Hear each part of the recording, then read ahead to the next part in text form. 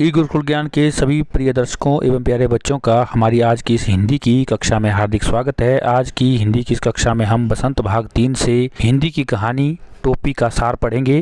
तो चलिए वीडियो को शुरू करते हैं और सार को बनाना सीखते हैं।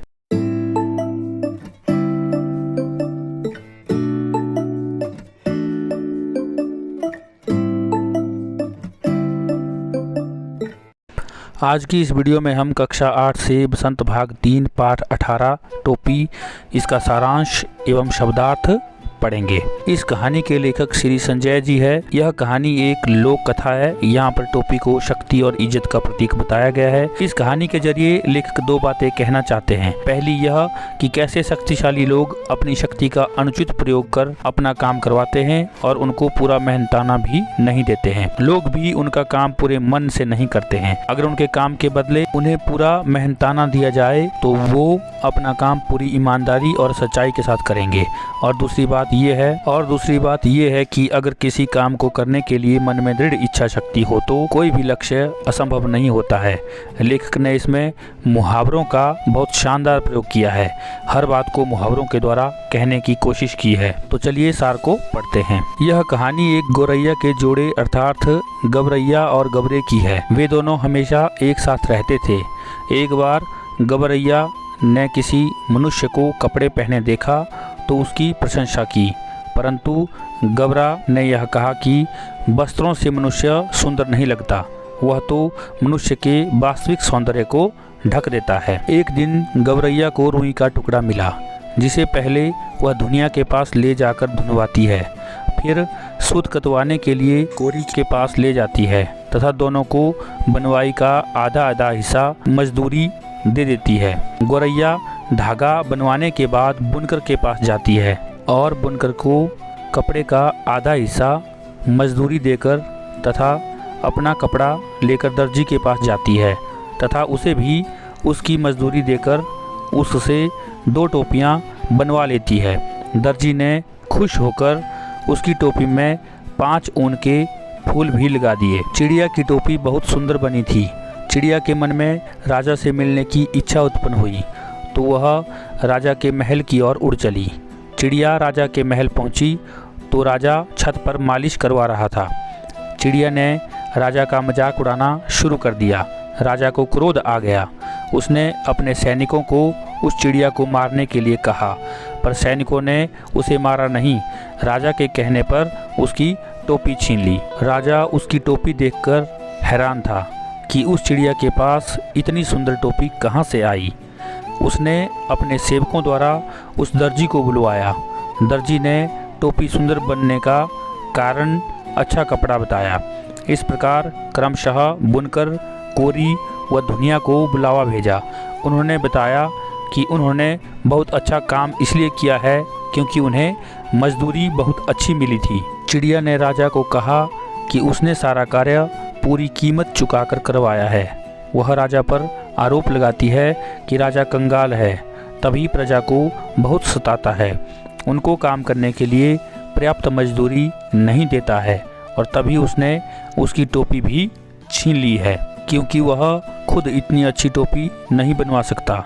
राजा को अपनी पोल खुलने का डर हो जाता है, इसलिए चिड़िया की टोपी वापस कर देता है। चिड़िया राजा को डरपोक डरपोक कहती हुई निकल जाती है। तो ये था इस कहानी का सार। इस कहानी के सारांश को आप इस तरह से शीर्षक और उपशीर्षक देकर भी लिख सकते हैं। जैसे पाठ का सार, इस खूबसूरत कहानी की शुरुआत एक गौरैया के जोड़े की बातचीत से होता है। दोनों नर व मादा गौरैया एक दूसरे के साथी थे और दोनों में बहुत प्रेम भी था। वे दोनों जहाँ जाते, साथ खाते पीते, हंसते रोते और खूब बातें करते। दोनों अपने सारे काम साथ साथ करते थे और बहुत खुश रहते थे। एक बार मादा गौरैया ने किसी मनुष्य को कपड़े पहने देखा तो उसने नर गौरैया से कहा कि मनुष्य वस्त्रों में कितना सुंदर दिखता है। इसका दूसरा उपशीर्षक देखते हैं, नर गौरैया और मादा गौरैया का वार्तालाप। तब नर गौरैया ने मादा गौरैया को समझाते हुए कहा कि वस्त्र मनुष्य को सुंदर नहीं बनाते, बल्कि वो तो उसका वास्तविक सौंदर्य ढक देते हैं और हमें वस्त्रों की कोई ज़रूरत नहीं होती। हम तो ऐसे ही बहुत सुंदर दिखते हैं। इस पर मादा गौरैया कहती है कि मनुष्य केवल अपने आप को सुंदर दिखाने के लिए ही कपड़े नहीं पहनता, बल्कि गर्मी, सर्दी, बरसात जैसे मौसमों की मार से खुद को बचाने के लिए भी मनुष्य कपड़े पहनता है। अगला उपशीर्षक होगा मनुष्य की इज्जत टोपी। नर गौरैया मादा गौरैया को समझाते हुए कहता है कि असली टोपी तो आदमियों का राजा पहनता है।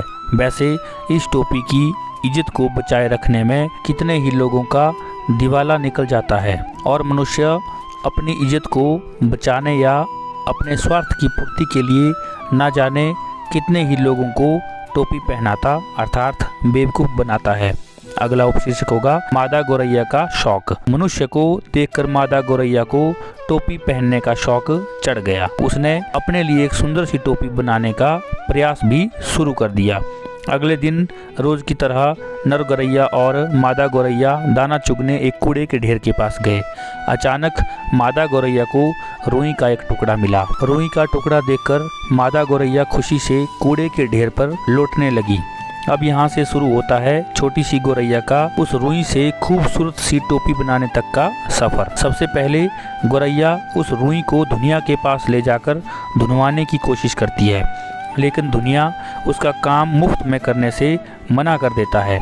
लेकिन जब वह उसको उसकी मेहनत का पूरा हिसाब यानी उस रुई में से आधी रुई देने की बात करती है तो दुनिया खुशी खुशी उसकी रुई धुन देता है। फिर गौरैया उस धुनी हुई रुई का सूत कतवाने के लिए कोरी के पास ले जाती है और उसे भी आधा सूत मेहनताने के रूप में दे देती है। उसके बाद गौरैया बुनकर के पास पहुंचती है और बुनकर को भी कपड़े का आधा हिस्सा मेहनताने के रूप में देकर धागे से कपड़ा बनवा लेती है। उसके बाद गौरैया उस कपड़े से टोपी बनाने के लिए दर्जी के पास पहुंचती है। उसे भी उसकी मजदूरी के रूप में आधा कपड़ा दे देती है। दर्जी ने खुश होकर ना सिर्फ उसकी टोपी बनाई, साथ में उसमें 5 ऊन के फूल भी लगा दिए। गौरैया की टोपी अब बहुत सुंदर लग रही थी। अब तो नर गौरैया को भी कहना ही पड़ा कि तुम टोपी पहनकर बिल्कुल रानी लग रही हो। अगला उपशीर्षक देंगे राजा के दरबार में गौरैया। उस टोपी को पहनने के बाद गौरैया के मन में राजा से मिलने की इच्छा हुई और वह टोपी पहनकर राजा के महल में पहुंची। उस समय राजा छत पर मालिश करवा रहा था। गौरैया ने राजा का मजाक उड़ाना शुरू कर दिया, जिससे राजा को क्रोध आ गया और उसने अपने सैनिकों को गौरैया को मारने का आदेश दे दिया। सैनिकों ने गौरैया को मारा तो नहीं, मगर उसकी टोपी छीन ली। राजा ने जब उसकी सुंदर टोपी को देखा तो वह हैरान रह गया। उसने गौरैया से पूछा कि इतनी सुंदर टोपी किसने बनाई। गौरैया ने बताया कि टोपी दर्जी ने बनाई है। तब राजा ने दर्जी को बुलवाया। दर्जी ने टोपी सुंदर बनने का कारण कपड़े का अच्छा होना बताया। इस प्रकार फिर वह एक एक कर बुनकर, कोरी व धुनिया को राजा ने अपने दरबार में बुलाया। अगला उपशीर्षक देंगे राजा और गौरैया। सभी ने राजा को बताया कि गौरैया ने सभी को उसकी मेहनत की पूरी मजदूरी दी थी, इसलिए उन्होंने भी ईमानदारी से काम किया। अपनी टोपी छीनती देख गौरैया जोर जोर से चिल्लाने लगती है कि उसने हर व्यक्ति को उसकी मेहनत की पूरी कीमत चुकाई है। राजा कंगाल है, वह प्रजा को बहुत सताता है, उनसे मनमाना कर वसूलता है। अब उसने उसकी टोपी भी छीन ली है। खुद पूरा मेहनताना देकर अच्छी टोपी नहीं बनवा सकता। अब राजा को लगता है कि गौरैया कहीं उसकी सारी पोल न खोल दे। यह सोचकर राजा ने गौरैया की टोपी वापिस कर दी। गौरैया ने टोपी पहनी और उड़ते हुए जोर जोर से राजा डरपोक है इसलिए उसने टोपी लौटा दी कहती हुई वहां से चली जाती है। तो इस प्रकार से इस कहानी का सारांश आप लिख सकते हैं। अब इस कहानी में आने वाले कुछ कठिन शब्दों को देख लेते हैं, जिससे इस कहानी को समझने में आसानी होगी। भिन्न सार इसे कहते हैं प्रातःकाल या सवेरा। खोते घोंसला, छुटपुटा सवेरे या शाम का समय। लट जीरा चिचड़ा एक पौधा। सरापा सिर से पांव तक पहना जाने वाला वस्त्र। सकत शक्ति। लफड़ा उलझन या झंझट। फकत केवल। अपन अपना। फिकर चिंता। मत नहीं। मामूल वह बात जो रोज की जाए हमेशा की तरह। घूरा कूड़े करकट का ढेर। चिहाकर चौंक कर चकित होकर। जुगाड़ उपाय। मनुहार मनाना। चाम त्वचा या चमड़ा। फोकट मूल्य रहित या मुफ्त में। उजरत मजदूरी। मल्लार मल्हार या संगीत का एक राग। मुलुक, मुल्क या देश। लघुए भगुए, पीछे चलने वाले। मशगुल, व्यस्त। सेंटमेंट, वह काम जिसके लिए कुछ देना ना पड़े। ढरकी, कपड़ा बुनते हुए जुलाहे जिससे बाने का सूत फेंकते हैं। गफश, घना बुना हुआ। दबीज, मोटा या मजबूत। बेगार, बिना मजदूरी का काम। मुजी, दुष्ट।